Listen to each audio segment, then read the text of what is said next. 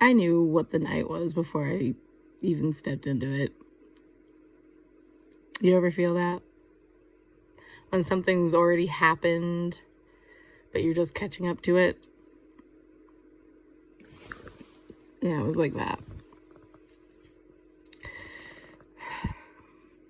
The air was thick, the kind that makes you feel like you're moving through someone else's dream, and time was irrelevant. The statue was there, still waiting, just like the rest of us. And Niro had that look, not impatient, not expectant, just knowing. Like, he'd already seen how this played out, and he was just giving me time to catch up. And my father, old trickster, he was there too. The way he always was when things were on the edge of changing, not pushing, not stopping me, just there.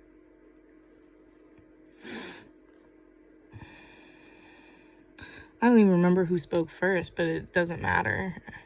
What mattered was the words. Always the words, because that's what Niro does, right? He picks them like locks, careful, precise. Never says more than he needs to, never less either. And I was just trying to pin him down, trying to make him say it. Inherit. That was the word he used. And I stopped because I knew what he meant. I wanted him to say it in a way that didn't make it real. But that's not how Niro works. He doesn't just give you that out. He just looks at you, waiting for you to catch up to the thing you already know. And my father, he tried to make it softer. Like he could turn a knife into a hand on my shoulder. This isn't a contract, he said. It's a passage. And I looked at him and I wanted to believe that. I really did, but we all knew better. It is a contract, I told him, and you both know it. And Niro just looked at me. Calm, steady. And he said, "Yet you came here anyway." And that was it. That was the moment. I could have turned away. I could have said no. I was already here.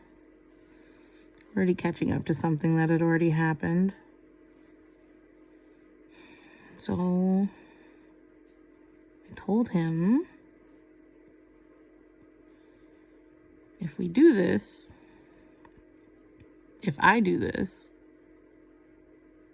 I do it my way. And he just nodded. Like he knew I'd say that. Like he already knew how this played out. And then he just reached forward. And that was it. That was the deal.